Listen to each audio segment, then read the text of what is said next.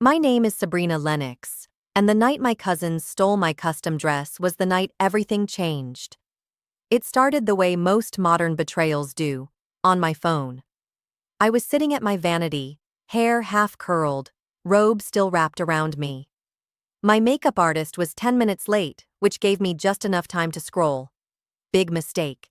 Because right there, at the top of my feed, glowing with filters and smug satisfaction, was my cousin Natalia. Smiling, posing, radiating fake confidence in my dress. Not just similar, not inspired by, not a look-alike. My dress, same deep rose gold silk, same hand-embroidered neckline, same dramatic sleeve that draped like poetry down the arm. My heart stopped. I blinked, thinking it had to be a mistake, but the caption confirmed it. Styled to perfection by @LeoVarela Official, one of a kind. I felt my hands go cold. My voice barely escaped my lips as I whispered, "No. That's mine." I'd worked on that gown for 6 months.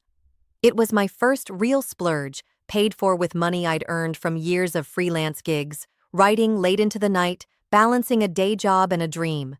That dress was a symbol of reclaiming myself, of being seen after a lifetime of being overlooked in my family, of honoring my mother because the design was based on her favorite flower, garden rose embroidery in a shade she used to call sunset on silk. I had shared that story with exactly one person, Natalia. She was the one I'd confided in, the one I'd shown the sketch to. I'd even pulled up the photo of me in the final fitting, standing next to Leo Varela himself. She had squealed, told me it was stunning, hugged me a little too tightly. Now I realized why.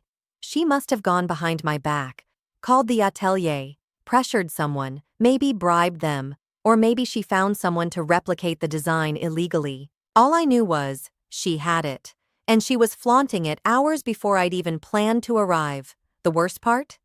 It worked. The comments under her post were already piling up. "Goddess! That dress is everything. Leo Varela's best yet." I wanted to scream, but I didn't. Instead, I just sat there, frozen. I thought of the text she'd sent that morning. "What time are you getting there tonight? Should I save you a seat?" I hadn't replied. I'd been busy finishing my prep, caught up in details. She knew I'd be there. And still, she did this. I stood and walked to the closet where the original dress, the real one, hung in a silk garment bag. Still untouched, still waiting for me. And now, pointless. I couldn't walk into the gala in the same gown after she'd already posted it as her own. It would look like I copied her. That thought, that they'd think I was the imitation, hit me harder than I expected. Because this wasn't just about fashion. It was about the history behind it, the years of being second place in my own story. Natalia had always been the it girl in the family. Blonde, loud, magnetic.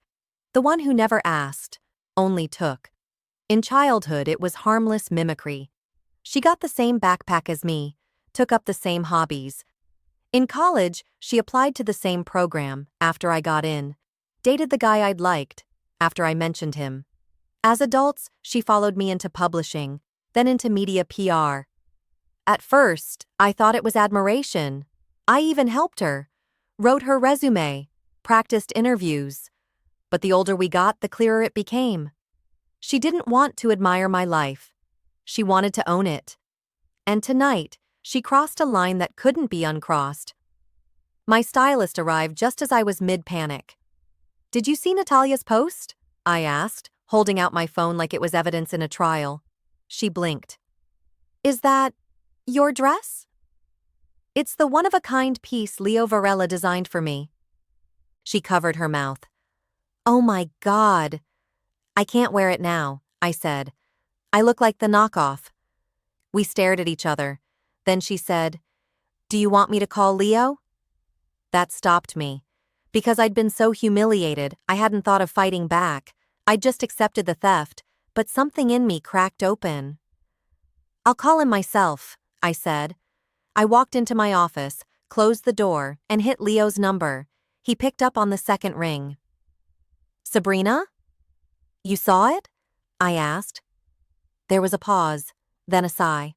I did. That's my dress. I know, he said. We only made one. She must have had someone replicate it without permission. Silence hung between us.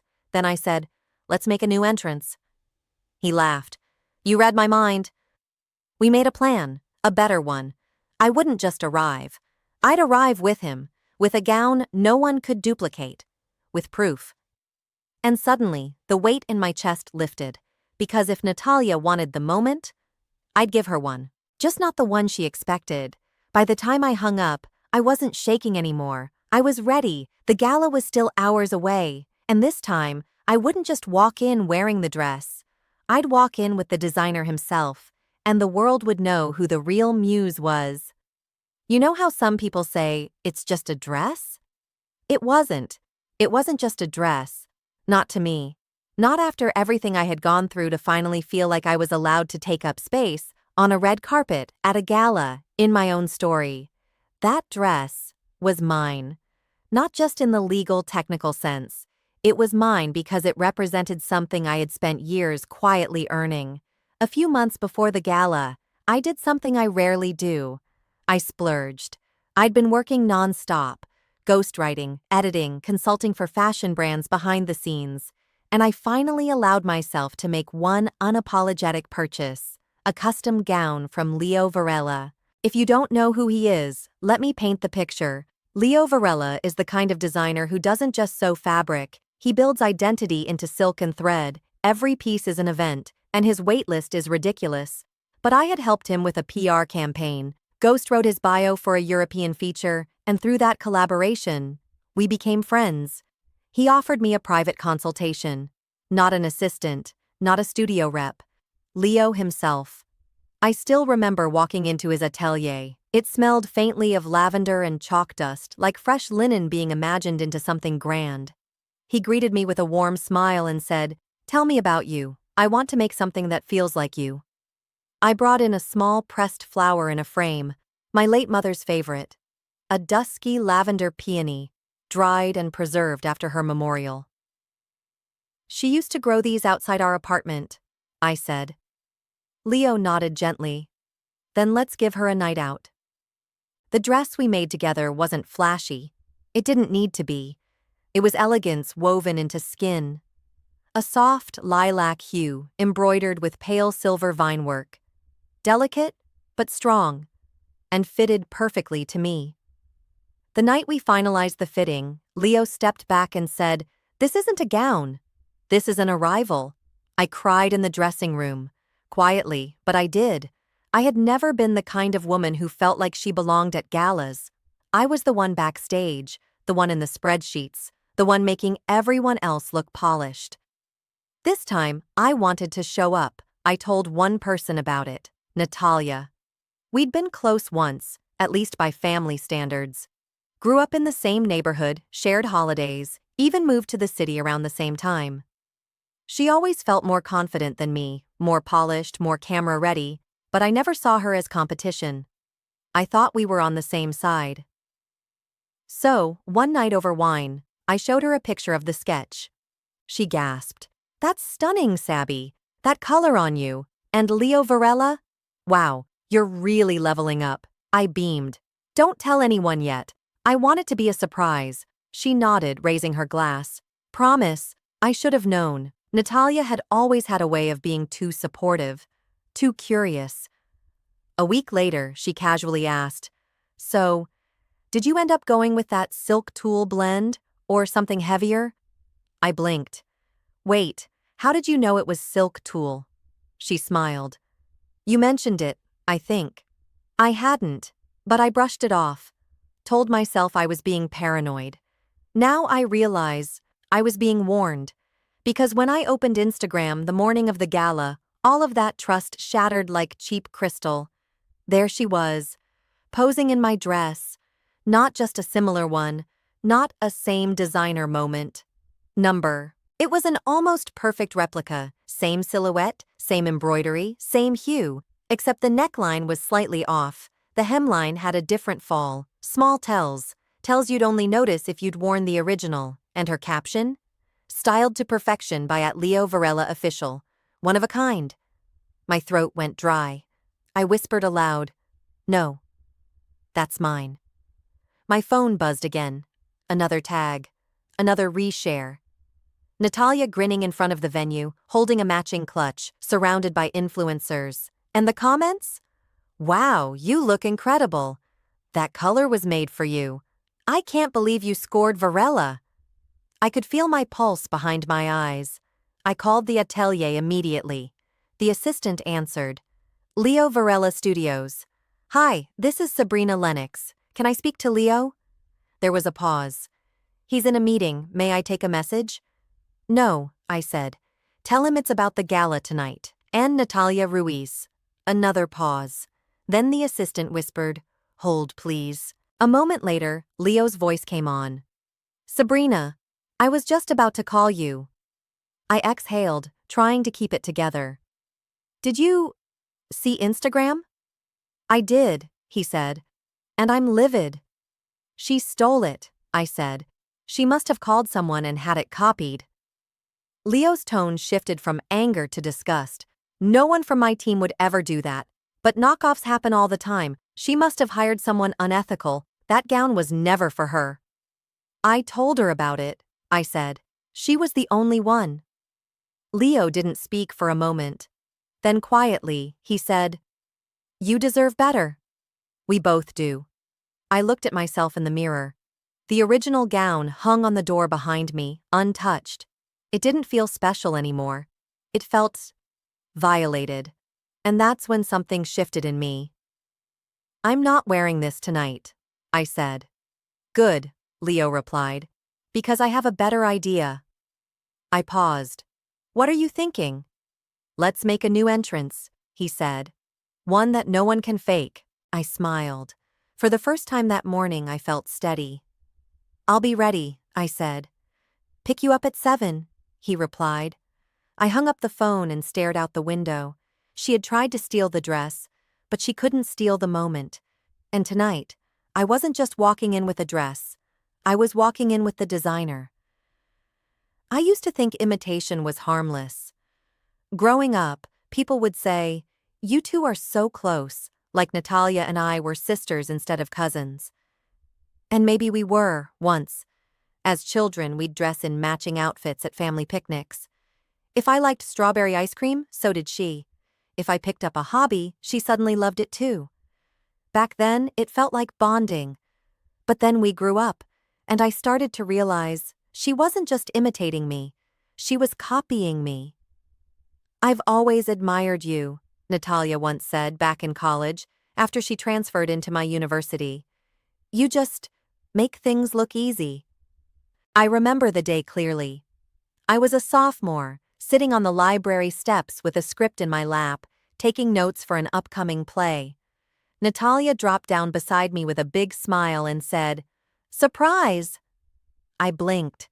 "What are you doing here?" She laughed. "I got in. Thought I'd give the art scene a try." Natalia wasn't into theater. Never had been. She used to roll her eyes during school plays. But suddenly, there she was, auditioning for side roles, borrowing my monologues, showing up at the same auditions. Still, I told myself it was coincidence. Family sticking together. But it never stopped. When I landed an internship at a boutique production house, she applied there the following semester. When I moved to the city for work, she moved a few blocks away, saying it was the only decent apartment she could find. Never mind that there were dozens of others in the same price range across town. When I dyed my hair dark auburn, she accidentally picked the same shade a week later. When I started dating Alex, an animator I met at a film mixer, she suddenly developed an interest in animation. "I'm not saying she's obsessed," my friend Jordan told me once. "But it's getting weird." I shrugged it off. "She's just insecure," I said. "Let her figure herself out." But deep down, I knew it wasn't just insecurity. It was ownership, possession.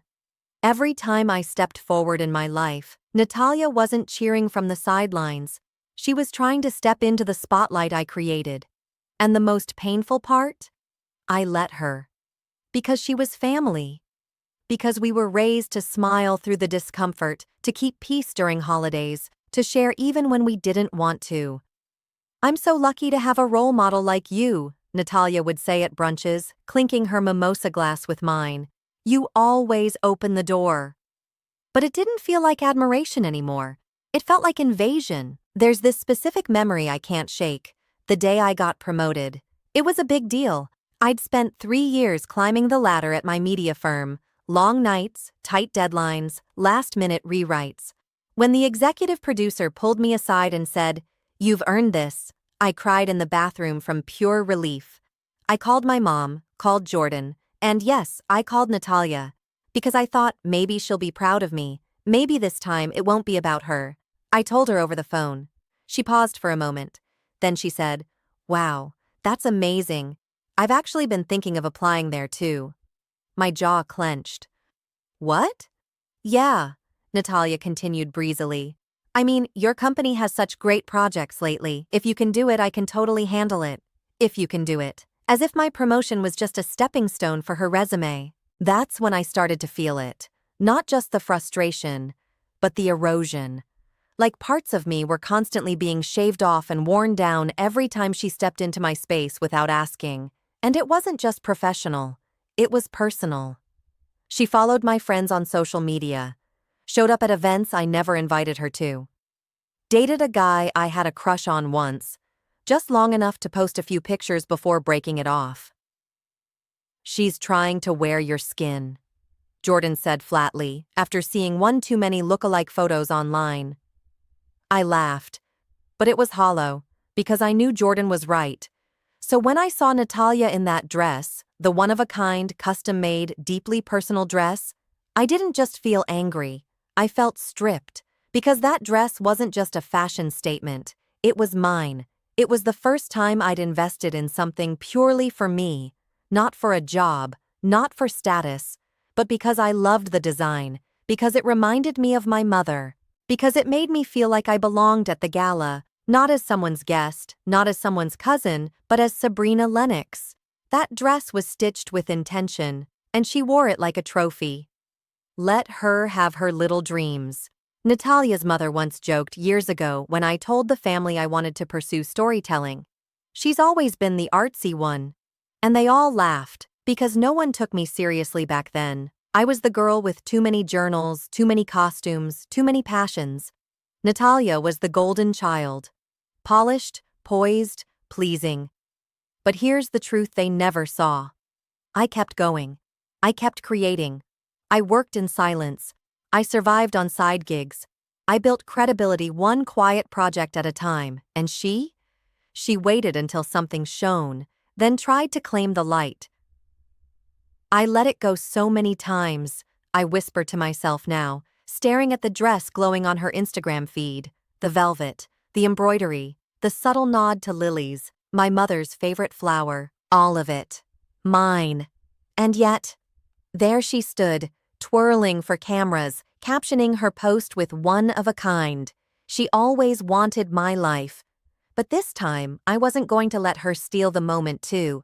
This time, she crossed the line. I looked in the mirror that night, not the social kind, not the one through other people's eyes, but the real one. The one in my small apartment hallway. The one that had seen every self-tape audition, every tearful voicemail, every silent, "Please let this work." I looked in the mirror, and I saw someone worth defending. Not just my dress, my identity, my story, my voice. And I promised myself, if she wanted a show, I'd give her one. But this time, I'd be holding the script. There's a kind of silence that follows betrayal. Not the kind that's soft or peaceful, but the kind that rings in your ears, loud in its absence, heavy in its meaning. That was the silence that wrapped around me as I stood there, phone still in hand, staring at the photo of Natalia in my gown. My gown. The one I had dreamed about, saved for, designed with care down to the last petal in the embroidery. The one that was supposed to make me feel like I had finally stepped into the light. I sat down slowly, my hand trembling just enough that I had to set the phone on the counter before I dropped it.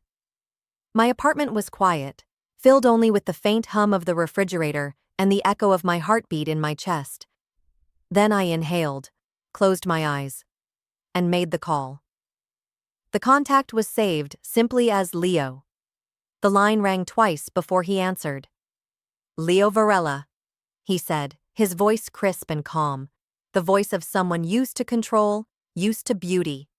I didn't waste a second. "Leo," I said, "it's Sabrina Lennox." There was a pause. "Sabrina?" he said. "I was just looking at the photos from the Gala, stunning venue this year. But wait, you saw her," I said. He exhaled sharply. "I did, and I was about to call you, because we only made one of that gown. That was the entire point. A one of one." "I know," I said, keeping my voice steady. "But she found a way. She stole the design. She stole everything." Leo sounded genuinely angry now. "That's not just illegal, it's personal. I remember every stitch we worked through. That dress was yours. It came from your story, your sketches, your mother's flowers."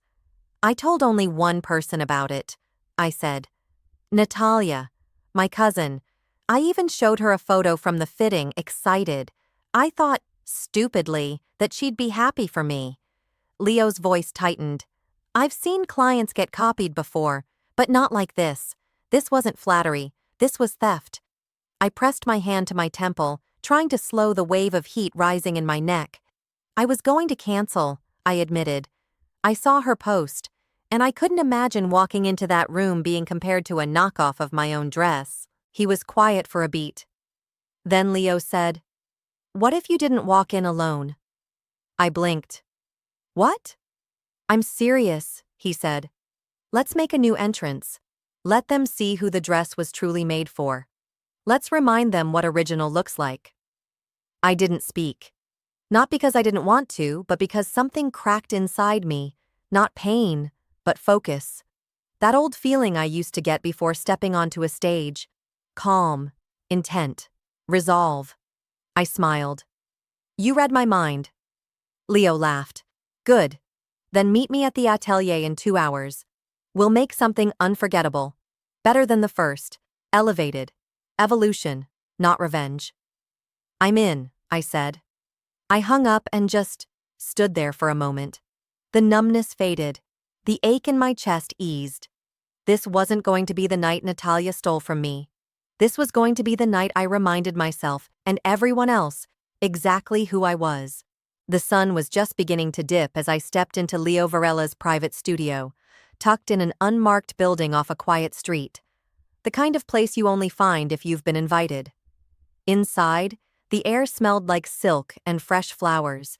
His assistant greeted me with a quick nod, handing me a glass of water and motioning to the inner chamber. Leo stood there, surrounded by bolts of fabric, sketches pinned to walls, mannequins half-dressed in brilliance. "Sabrina," he said, gesturing to a chaise. "Sit, let me show you something." He pulled a sketch from the wall, similar to my original dress, but more refined. It had a structured neckline with a subtle cascade of floral embroidery down one side. The skirt was sleeker, more fluid, a deeper, richer version of that rare periwinkle shade. "I started redesigning it the second I saw the photo," Leo said. "I couldn't let her version be the one the world remembered." "It's perfect," I said softly. "No," Leo said. "You're perfect. This is just the frame." His team moved quickly, like clockwork. Seamstresses began tailoring the base to my measurements. Leo adjusted details on the fly. The energy was electric, collaborative, respectful. I felt seen, not as a client but as an artist. He worked silently at times, then glanced at me. "How do you want to arrive?" "Not flashy," I said. "Not theatrical, just undeniable." He nodded. "Then we'll let the dress speak, and I'll be standing right beside you." Back at my apartment, I stood before the mirror as the sun set fully, painting gold streaks across the hardwood. Natalia had taken something sacred, but I had taken it back, not by yelling, not by stooping to her level, by stepping into something higher. I hadn't bought influence. I hadn't begged for power. I had earned it, slowly, privately. Now, I was claiming it. I slipped on the gown, the final adjustments already complete, and stared at myself in the reflection. Leo had outdone himself. The gown shimmered subtly under the light, its structure wrapping around my frame like armor woven in silk. It didn't scream for attention. It didn't have to. An hour later, our car pulled up to the gala entrance. Cameras flashed immediately, not at me, not at first. But then they noticed Leo. And then they noticed me. Gasps. A few reporters adjusting their mics, photographers lifting their lenses higher. Leo stepped out and held the door for me. As I stood, the crowd hushed for half a second, and then the lights burst back to life. We walked forward together, calm, measured. "Ms. Lennox?" a voice called. "Is that Leo Varela?" "It is," Leo said smoothly, placing a hand gently on my back. "And this," he added with a knowing smile, "is Sabrina. The only woman this design was ever meant for." I felt the moment ripple through the room like an audible click. I didn't scan for Natalia. I didn't need to. This wasn't about her anymore. It was about me. As we stepped through the entrance, the murmurs followed us. Fascination, admiration, curiosity. But I didn't bask in it. I walked in steady, every step anchored not by vengeance, but by knowing. Knowing that I didn't have to steal the spotlight. I was the spotlight. I didn't even have to speak. The moment I stepped onto the carpet, the noise dulled, as if the entire ballroom collectively forgot what it was talking about. Cameras, flashbulbs, the sudden shift of every head in the lobby turning toward us. Me, Sabrina Lennox, in a gown no one had seen before. Not a copy, not a replica, a reinvention. Sculpted silk in a deeper shade than the original, with hand-beaded roses coiling up one shoulder. And on my arm? Leo Varela.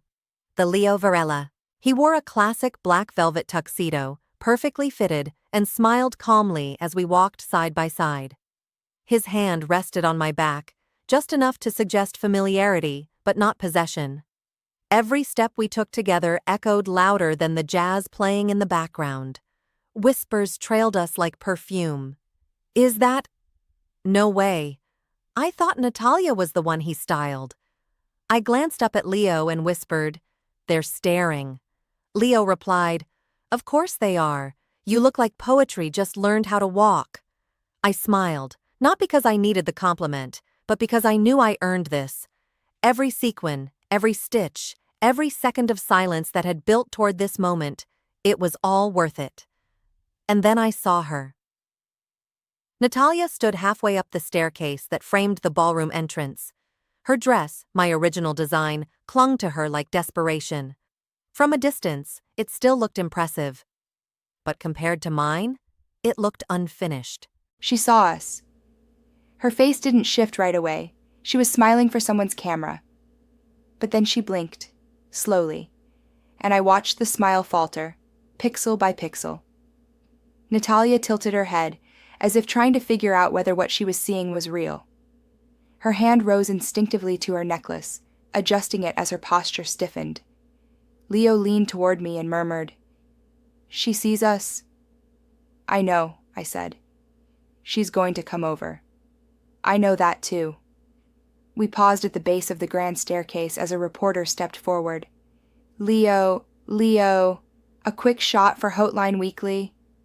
Leo obliged, but then he did something I didn't expect.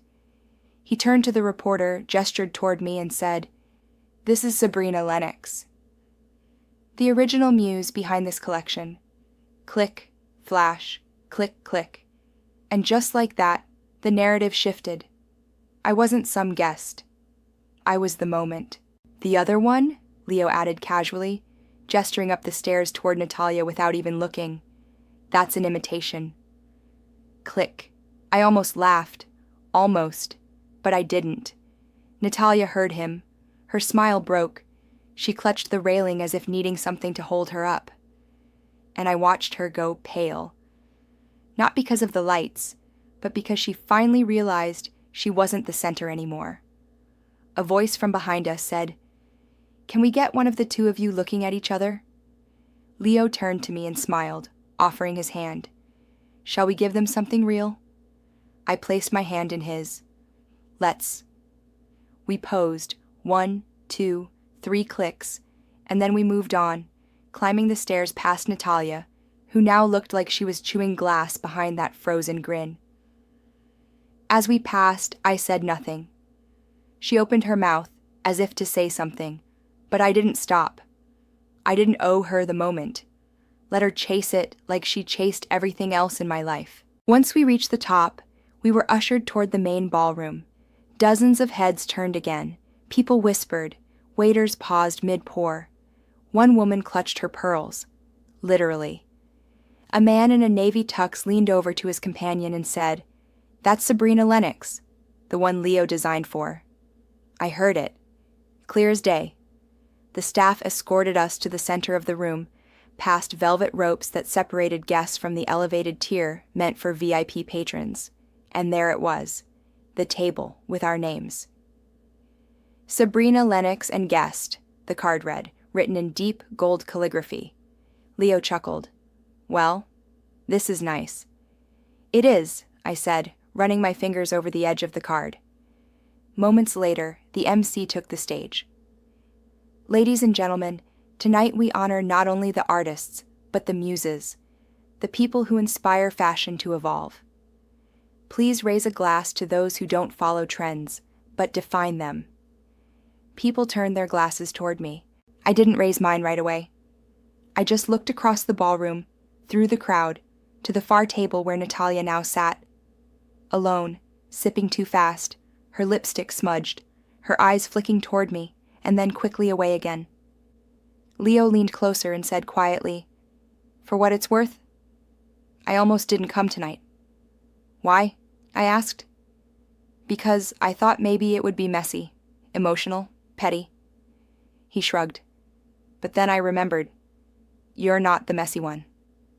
"I just clean up nicely," I replied. He laughed. "That you do." As the evening wore on, more guests approached us. Designers, media executives, old colleagues I hadn't seen in years. They all wanted to meet me. The woman who walked in with Leo Varela. The woman in the dress no one else had. Even the event director approached with a clipboard and a nervous smile. "I just wanted to say, thank you for being here," she said. "You've elevated the whole night." I nodded graciously. "I'm glad I came." But the truth? I almost didn't. 2 hours before, when I first saw Natalia's photo, I'd considered skipping it all, staying home, letting her have the stage. But then I realized, it was never hers to begin with. She had the imitation, but I had the original. And now, I had something else too. The room. The moment. The power to walk in, not as someone seeking approval, but as someone who no longer needed it. As the band started to play a soft jazz number, Leo stood and extended his hand. "Dance with me?" he asked. I blinked, surprised. "Really?" "Really," he said. "I only design gowns for people who know how to wear them. And you? You own every room you enter." I laughed, standing. "Just one dance." He led me to the dance floor. Natalia watched. I didn't need to look to know. I could feel her gaze burning through the crowd. But I didn't look back. I didn't need to. Because in that moment I understood something. It wasn't about revenge. It wasn't even about the dress anymore. It was about reminding myself that I was never invisible, that no matter how many times someone tried to wear what was mine, they could never wear it the same way. Leo twirled me once, smooth, graceful. And all around us the room didn't just watch, it listened. To the silence I once filled with doubt, to the steps I once took in someone else's shadow, and to the woman I had finally allowed myself to become. I stood by the marble-tiled bar, fingers loosely wrapped around a stemless glass of mineral water. The room hummed with low conversation and camera flashes, but the energy had changed. There was a quiet weight in the air now, one I could feel pressing against my skin. I didn't have to look to know she was coming. I could hear the rhythm of her heels falter as she approached. She didn't glide like before. There was no breeze of confidence in her stride this time, just hesitation. "Natalia," I said without turning. She stopped beside me, a tight smile barely stretching her glossed lips. Her wine glass trembled in her hand. I saw the ripple inside, red like a warning. "I didn't know it was yours," Natalia said, voice pitched just above a whisper. "I just liked the design." I turned my head slowly to face her. The lighting behind me caught the beading on my dress, Leo's reinvention of the original. Every sequin, every fold was deliberate, regal, elevated. "Funny," I said. "You never liked roses before, or silk tulle, or my taste." Natalia blinked. Her mouth opened, closed again. Her gaze darted to the crowd. There weren't many eyes on us anymore, not directly, but we were in the echo of the moment. People noticed, they always do. The ones who mattered had already turned their heads. Her image had already dulled. "I didn't mean to steal anything," Natalia muttered, eyes fixed on her glass. I tilted my head slightly. "No? Because it looked like you worked pretty hard to. I just admired it, that's all." She tried to sound airy, dismissive. It rang hollow. Leo Varela stepped up beside me at that moment, as if summoned by tension itself. He didn't say a word. He didn't need to. His presence alone was declarative. Natalia looked at him, then back at me. "I didn't think it would matter this much," she said, the defensiveness creeping in now. "I didn't think anyone would notice." Leo raised an eyebrow. "They always notice, darling, especially when it's a copy." Her cheeks flushed. "I didn't ask for it to be copied." I spoke before he could. "But you did show someone the design, the photo I showed you in confidence." She stiffened. "I just thought it was pretty," she said. "It was mine," I replied. "My idea, my story, my loss behind the stitching. You knew that." Natalia glanced around again, desperate to reassemble her composure. "You're making a scene." "I haven't raised my voice once," I said. "That's not a scene. That's just the truth standing in front of you." She looked down, the sparkle in her dress suddenly cheap under the chandelier light, like plastic trying to pass for crystal. "I didn't mean to hurt you," she said. "But you didn't care if you did," I replied. For a long moment we stood there. Two women in near-identical silhouettes, one glowing, the other flickering. Leo still hadn't spoken, but he remained at my side like a line she couldn't cross. She stared at the designer, maybe searching for some confirmation, some leniency. He gave her nothing. "I should go find my table," Natalia finally said. I gave her a polite smile. Not cruel, just done. She turned and walked away, slower than she'd come. Her back was rigid, chin slightly lifted in an attempt to salvage dignity. But the room wasn't looking at her anymore. She wasn't the main character in this chapter. When she disappeared into the crowd, Leo leaned toward me and said, "Do you feel better?" I took a slow sip of my water. Number. "But I feel seen." "That's better than revenge," he said. I didn't answer. Not because I disagreed, but because there was nothing more to prove. The moment had passed, and I was still standing. The morning after the gala, my phone buzzed nonstop. News alerts, mentions, tags. My name, suddenly on the lips of editors who'd never noticed me before. I didn't check it right away. Instead, I made coffee the slow way. Fresh grounds, water just off the boil, silence. I stood by the window of my apartment, the morning light filtering through sheer curtains, grounding me in something that had nothing to do with ballrooms or camera flashes. When I finally sat down and opened my phone, the first headline stared back at me.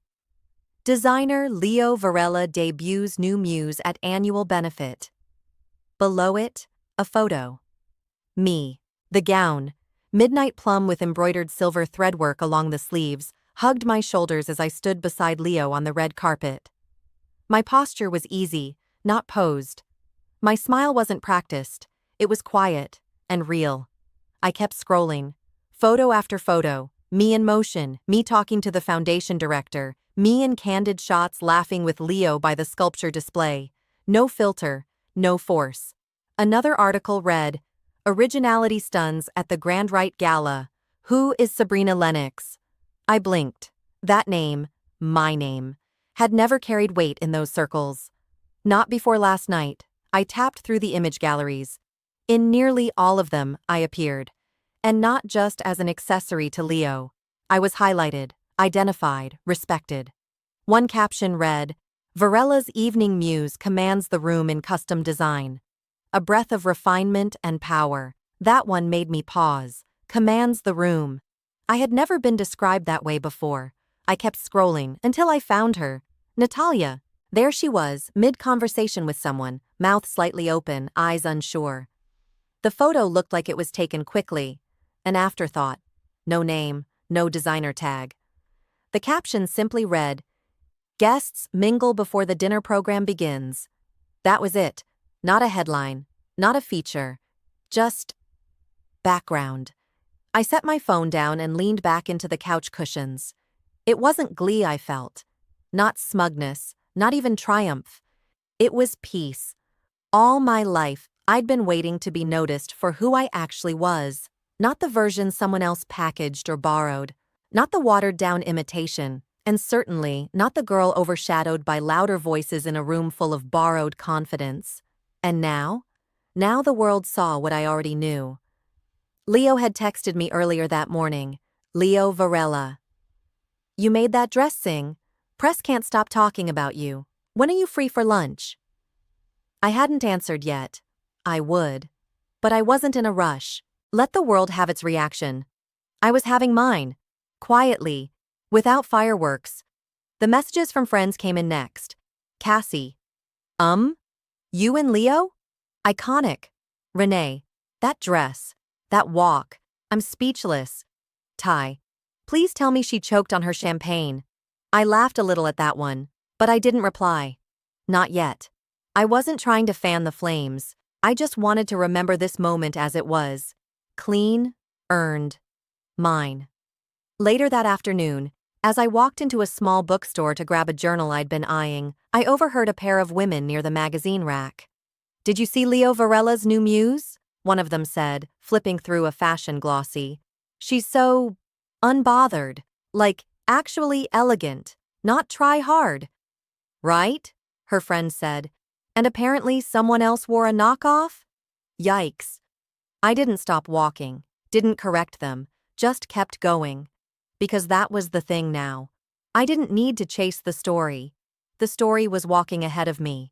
That evening, Natalia posted a photo dump to her social media, a carousel of gala shots, mostly tightly cropped, angled to hide details. No full shot of the dress, no tags, no designer mention. Comments were polite but lukewarm.